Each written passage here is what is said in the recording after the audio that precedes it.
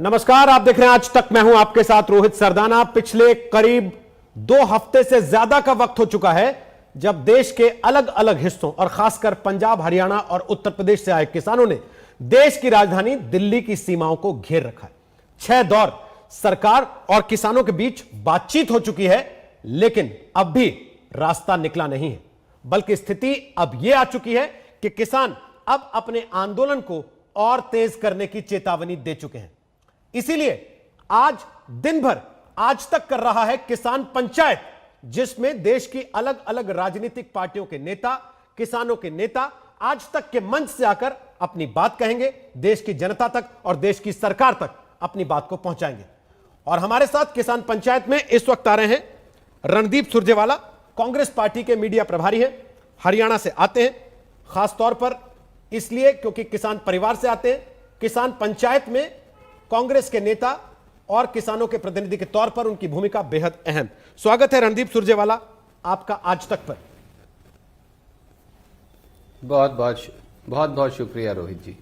तो रणदीप जी, ये किसान जो मोर्चा निकाले हुए हैं कृषि कानूनों के खिलाफ, ये राजनीतिक मोर्चा है या गैर राजनीतिक मोर्चा है? रोहित जी, ये आजीविका की लड़ाई है, रोजी रोटी की लड़ाई है, खेत खलिहान की लड़ाई है, जिंदगी की लड़ाई है। इस देश के केवल 62 करोड़ किसानों की नहीं, इस देश के 120 करोड़ उन लोगों की लड़ाई है जो किसान खेत खलिहान पर हर रोज अपना पेट पालते हैं। इसे राजनीतिक कहना मुझे लगता है देश के अन्नदाता का घोर अपमान है। मोदी सरकार को मैं हाथ जोड़कर विनम्रता से यही कहूंगा एक किसान के तौर पर कि किसानों को टरकाना और किसानों से टकराना बंद करें, अपने मन के दरवाजे खोलें और देश की मिट्टी खेत खलिहान की बात सुनें। यही राष्ट्र धर्म है। राजहट छोड़ें और राजधर्म को अपनाएं, यही सच्चाई है। लेकिन सरकार तो कह रही है किसान परेशान नहीं है, आप लोग ज्यादा परेशान हैं। आपकी वोटों की खेती जारी है, इसलिए यह धरना प्रदर्शन करवा रहे हैं।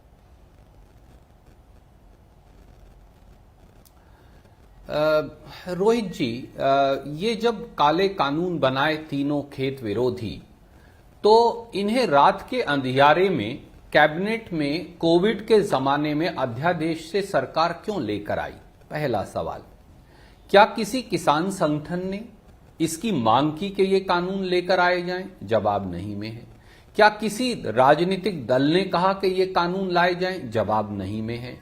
तो फिर आप ये काले कानून कोरोना में जब पूरा देश बंद था तो रात के अंधियारे में अध्यादेश के माध्यम से क्यों लाए और फिर ध्वनि मत से इन्हें राज्यसभा में क्यों पारित करवाया?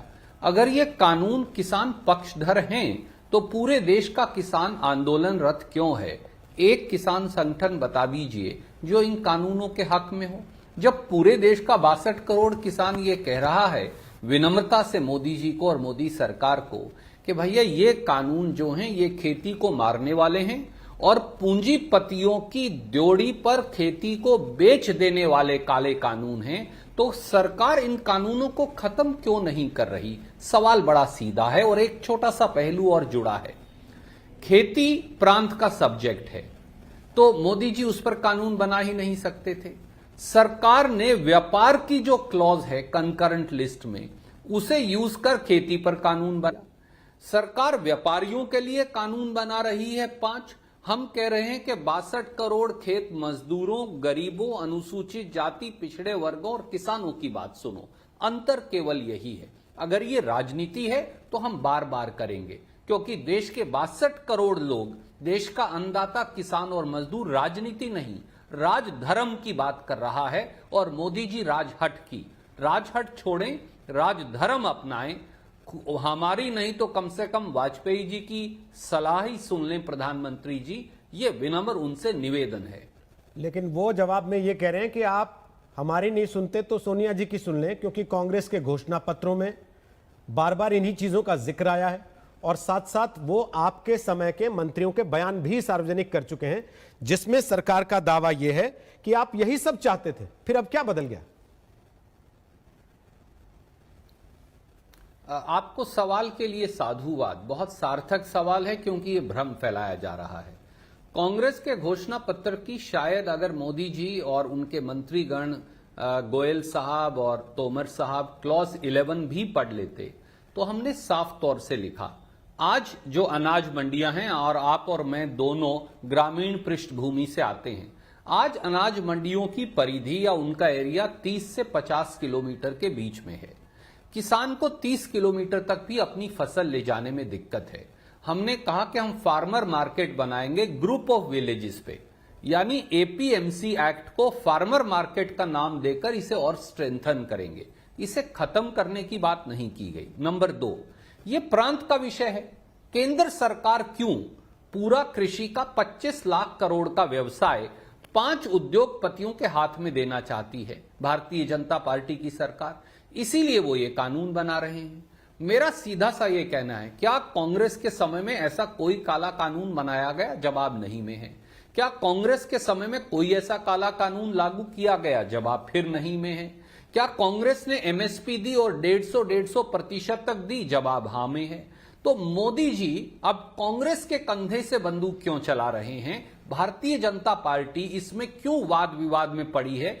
तीनों काले कानून खत्म कीजिए, और अगर कोई चर्चा करनी है तो किसान संगठनों और संसद में प्रतिनिधियों से करिए, उसके बाद कानून बनाइए।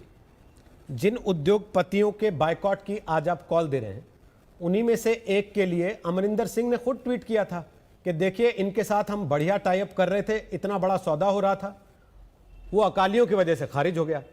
आज आप उनके बायकॉट का ऐलान करते हैं।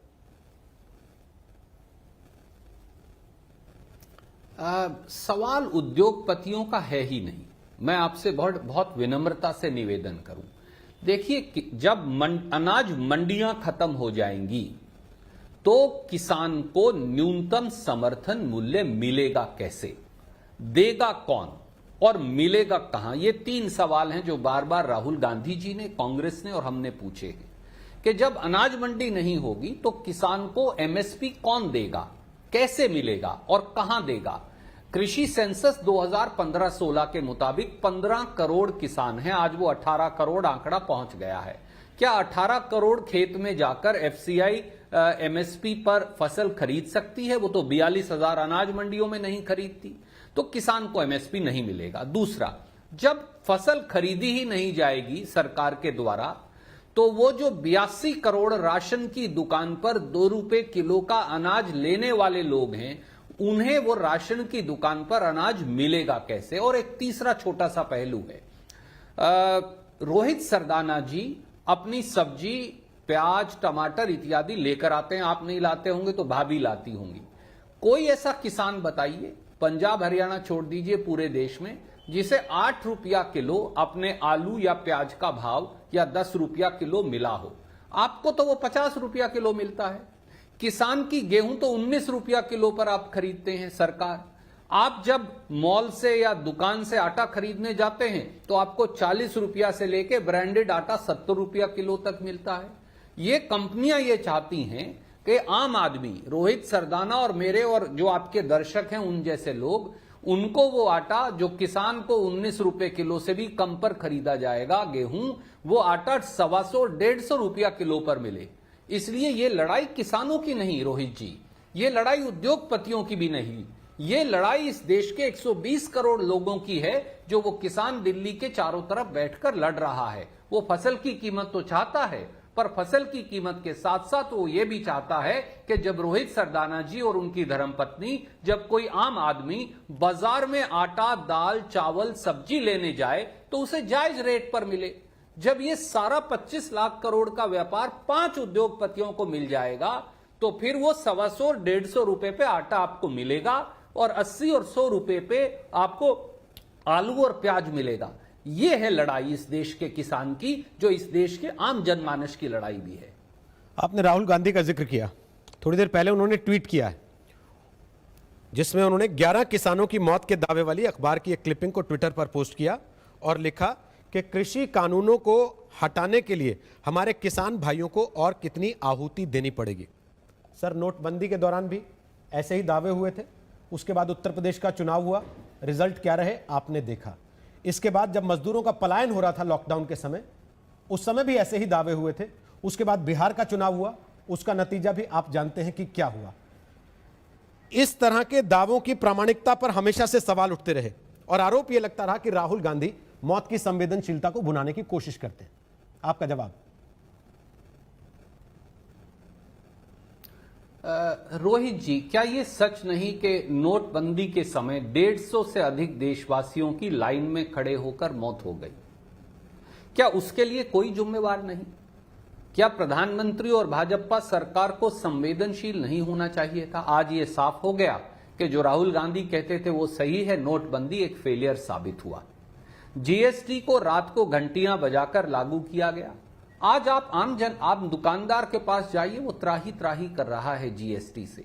लॉकडाउन के समय, कोरोना के समय बार बार कांग्रेस पार्टी, राहुल गांधी जी और कांग्रेस पार्टी ने वार्निंग दी, इसे बंद कर, आप जो भी बाहर के लोग आ रहे हैं बंद कर दीजिए। आपने नमस्ते ट्रंप करना था और मध्य प्रदेश की सरकार गिरानी थी, नहीं किया।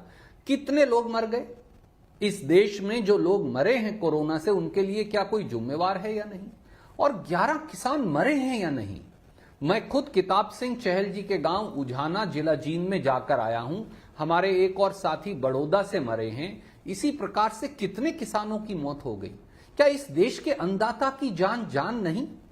क्या उनकी कीमत अब आप चुनाव की वोट से आंकेंगे? बिहार की आपने बात की। बिहार में आदरणीय मित्र, मैं केवल आपके ध्यान में लाऊंगा, 6000 खरीदी केंद्र होते थे। आज एपीएमसी एक्ट जब बिहार में बीजेपी ने और जेडीयू ने खत्म किया, अब वो 1500 रह गए हैं। 61 लाख टन गेहूं बिहार में होता है, पर आपने 5000 टन गेहूं एमएसपी पे खरीदा। 1750 रुपए का मक्का 700 रुपया क्विंटल के अंदर बिहार में पिटता है। मैंने अपनी आंख से बिहार के किसान का हाहाकार देखा है। क्या चुनावी सफलता को आप जिंदगियों से जोड़कर देखेंगे? क्या इतने अमानवीय प्रधानमंत्री हो सकते हैं? मैं नहीं मानता। मुझे लगता है कि उनको अपना दिल खोलकर किसान की बात सुननी चाहिए, राजनीति से अलग कर इस मामले को देखना चाहिए। रणदीप जी, एपीएमसी तो केरल में भी नहीं है, उसका मॉडल आपको पसंद आता है? अब मैं उसका जवाब आपको देता हूं। एपीएमसी वहां चाहे ना हो, परंतु केरल में सब्जी फल फूल की भी न्यूनतम समर्थन मूल्य की सरकार बात करती है। हमारा कहना बड़ा स्पष्ट है। देखिए, अनाज मंडी होंगी तो अनाज मंडी में जब किसान जाता है तो आड़ती और किसान मिलकर किसान की कीमत का मूल्य निर्धारण करते हैं। आपके और मेरे प्रदेश हरियाणा का मैं आपको ताजा एग्जाम्पल देता हूं। इस बार पीआर जो धान है, जिसको चावल कह देते हैं साधारण भाषा में, वो जो है उसकी कीमत आपकी बार 1600 और 1700 रुपए मिली, 300 रुपया कम मिली। आज जाकर देखिए महेंद्रगढ़ और रेवाड़ी में और नारनौल के अंदर बाजरा की खरीद नहीं हो रही। किसान दर दर की ठोकरें खा रहा है। 11, 21 और 1509 का धान जो कांग्रेस के समय में 5500 रुपया क्विंटल बिका करता था, इस साल आप चौंकिए मत, कुरुक्षेत्र में जहां से आप और मैं आते हैं वहीं जाकर पूछिए, 1700 रुपए में बिका। और जैसे ही हमने धान बेच लिया, आज पता करिए, आज 2600 रुपए का हो गया। तो देखिए, किसान ने तो मेहनत की, अपने बच्चे की तरह फसल को पाला, 1700 रुपया क्विंटल मिले, और बड़ी कंपनियों ने, एक्सपोर्टर्स ने अब खरीद लिया, उन्हें 900, 800 से 900 रुपया क्विंटल का फायदा हो गया। इसका विरोध कर रहा है किसान, इसी का विरोध कर रही है कांग्रेस। हम किसान के और मजदूर के साथ हैं, वो 5 उद्योगपतियों के साथ हैं। सरकार ये कह रही है कि अल्ट्रा लेफ्ट ने किसान आंदोलन को हाईजैक कर लिया है, इसलिए वहां शर्जील इमाम के, वरवरा राव के पोस्टर दिखाई देते हैं, और आप लोगों को आजकल लेफ्ट का मॉडल पसंद है, इसलिए इस बात पे भी आप चुप रहते हैं। क्या कहिएगा? मुझे लगता है ये पूरे देश, इस देश का अपमान कर रही है भारतीय जनता पार्टी और उनके मंत्री पीयूष गोयल और दूसरे। पहले उन्हें ये कहिए, मन बना लीजिए कि ये किसान हिंदुस्तानी हैं, क्योंकि खट्टर साहब और एमओएस एग्रीकल्चर जो भारत सरकार हैं, वो तो इन्हें खालिस्तानी बताते हैं। पीयूष गोयल जी इन्हें माओवादी या अल्ट्रा लेफ्ट बताते हैं। एक और मंत्री जो हैं उत्तर प्रदेश के, वो इन्हें उग्रवादी बताते हैं। हरियाणा के कृषि मंत्री जेपी दलाल जी इनको चीन और पाकिस्तान का समर्थक बताते हैं। तो बीजेपी पहले ये निर्णय कर ले कि वो इन्हें क्या बताना चाहती है। मुझे लगता है देश के अन्नदाता का ये घोर अपमान, इससे ज्यादा अनादर हो क्या सकता है। रणदीप जी, 6 बार बातचीत हुई सरकार और किसानों के बीच में, कृषि मंत्री उसमें मौजूद थे। आखिरी बातचीत गृह मंत्री के साथ बैठ के भी हुई। उसके बावजूद जब सरकार ये कह रही है कि हम लिख के देने को तैयार हैं, संवाद करते हैं, जिन बातों पे आप गारंटी चाह रहे हैं वो गारंटी भी लिखित में दे देंगे। किसान अगर ये कहें कि नहीं साहब कानून खारिज कीजिए, इसके अलावा हम नहीं मानते, तो क्या आपको नहीं लगता कि असल में लड़ाई अब अहंकार की हो गई है? नहीं, मैं नहीं मानता। देखिए रोहित जी, मैं बड़े विनम्रता से आपको एक बात कहता हूं। पहली बात तो दो मंत्री जो बात कर रहे थे, तोमर साहब और गोयल साहब, मैं उनका बहुत आदर करता हूं और ये अनादर से नहीं, केवल ये कह रहा हूं, दोनों ने कभी खेती की है? देश के कृषि मंत्री ने कभी खेती की नहीं, पीयूष गोयल जी ने कभी खेती नहीं की। आपने उनको किसान की समस्याओं और खेत कल्याण के बारे में बात करने भेजा, ये अपने आप में बड़ी अजीब बात है। दूसरा, सरकार ये मानती है, मैं आपको अनुरोध करूंगा, आपके दर्शकों को, कि कानूनों में 14 संशोधन वो करने को तैयार है। इसका मतलब कानून गलत है ना? अगर कानून गलत है तो उन्हें खत्म करिए, और क्या संशोधन होंगे या नहीं होंगे उन पर किसान संगठनों से और देश की संसद में चर्चा कर लीजिए। या तो कानून ठीक है तो फिर संशोधन की जरूरत क्या है? और अगर संशोधन की जरूरत है, वो भी 1 नहीं, 2 नहीं, 5 नहीं, 10 नहीं, 14 संशोधन, तो कानून गलत है। तो कानूनों में गलती है, इसलिए किसान ये कहता है इन काले कानूनों को खत्म करिए। आपको कोई नया कानून पारित करना है तो संविधान की परिपाटी के अनुरूप आप चर्चा करिए, किसान संगठनों से करिए, देशवासियों से करिए और आम जनमानस से करिए। आपको जब राशन की दुकान से राशन मिलना बंद हो जाएगा, जब एफसीआई खत्म हो जाएगी, जब अनुसूचित जाति और पिछड़े वर्गों के लिए जो मुफ्त अनाज मिलता है वो खत्म हो जाएगा, जब आम जनमानस को आटा 150 रुपया मिलेगा, जब 2 या 3 या 4 कंपनी 25 लाख करोड़ के खेती के कारोबार पर कब्जा कर लेंगी, तो किसान विरोध करेगा ही, और यही हमारा ऑब्जेक्शन है। सरकार का यह कहना है कि आपकी चिंता किसान की कम और बिचौलिए की ज्यादा है, क्योंकि आपकी पार्टी हमेशा से भ्रष्टाचार की सपोर्टर पार्टी रही है, इसलिए आप चाहते हैं कि किसानों और व्यवस्था के बीच में भ्रष्टाचार की एक गुंजाइश हमेशा के लिए बची रहे। मेरा सवाल यह है कि यह गतिरोध टूटेगा कैसे? कृषि सुधारों का समर्थन तो आप भी करते होंगे, ऐसा तो नहीं है कि आप कृषि सुधारों के अगेंस्ट होंगे? होते तो शायद अपने घोषणा पत्रों में वो वादे नहीं करते जो आपने किए थे। सबसे पहले तो मैं ये कहूंगा कि बिचौलिए वो हैं जो सरकार पैदा कर रही है, बिचौलिए वो नहीं जो अनाज मंडी व्यवस्था से जुड़े हैं। मुझे बताइए, छोटा छोटा आड़ती अनाज मंडी में बैठा, उसके साथ काम करने वाला मुनीम, फसल को छानने वाला या साफ करने वाला मजदूर, या मंडी का वो कर्मचारी जो किसान की फसल खरीद में मदद करता है, वो बिचौलिए हैं या वो किसान के मददगार, किसान मित्र? ये किसान मित्र हैं।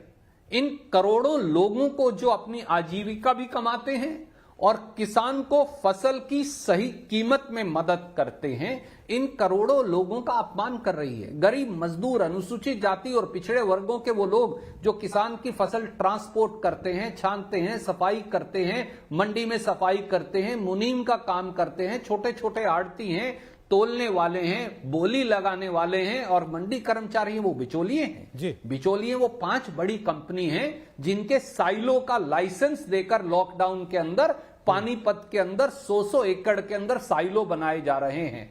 आपको याद है कुरुक्षेत्र के ढांड में, कुरुक्षेत्र और कैथल के बीच में भी एक साइलो है। 9 लोग 2 लाख मीट्रिक टन गेहूं हैंडल कर लेते हैं। तो इस देश के अनुसूचित जाति और पिछड़े वर्गों के लोग, वो गरीब मजदूर जो इस खेती के व्यवसाय से पेट पालते हैं, वो बिचौलिए नहीं हैं, वो मेहनत कश लोग हैं जो किसान की मदद करते हैं कंधे से कंधा मिलाकर। उन्हें बिचौलिया कहकर अपमान करना बंद करें, क्योंकि ये सरकार बिचौलियों को लाना चाहती है। और गतिरोध टूटेगा जब सरकार इन 3 काले कानूनों को अहंकार की गद्दी से उतरकर जमीनी हकीकत देखकर वापस ले लेगी, और नए सिरे से अगर कोई चर्चा करनी है तो किसान चर्चा के लिए तैयार है। बहुत बहुत शुक्रिया रणदीप सुरजेवाला, आज तक पर किसान पंचायत में आने के लिए और ये बातें रखने के लिए। कांग्रेस के मीडिया प्रभारी हैं रणदीप सुरजेवाला, वो कह रहे हैं कि किसान कानून वापस लेने की बात कर रहे हैं, तो सरकार को अहंकार छोड़कर कानून वापस लेने चाहिए और संवाद के जरिए कृषि सुधार का रास्ता आगे निकालना चाहिए। छोटा सा एक ब्रेक ले रहे हैं। किसान पंचायत आज दिन भर आज तक पर जारी है और कई मेहमान आज दिन भर आज तक पर आपको मिलेंगे। छोटे से ब्रेक के बाद हम लौट रहे हैं, आप देख रहे हैं आज तक। नमस्कार, मैं हूं अंजना ओम कश्यप। हमें उम्मीद है ये वीडियो आपको पसंद आया होगा। लेटेस्ट खबरों के लिए यूं ही देखते रहिए आज तक और इस वीडियो के पसंद आने पर लाइक, शेयर एंड सब्सक्राइब करना ना भूलें।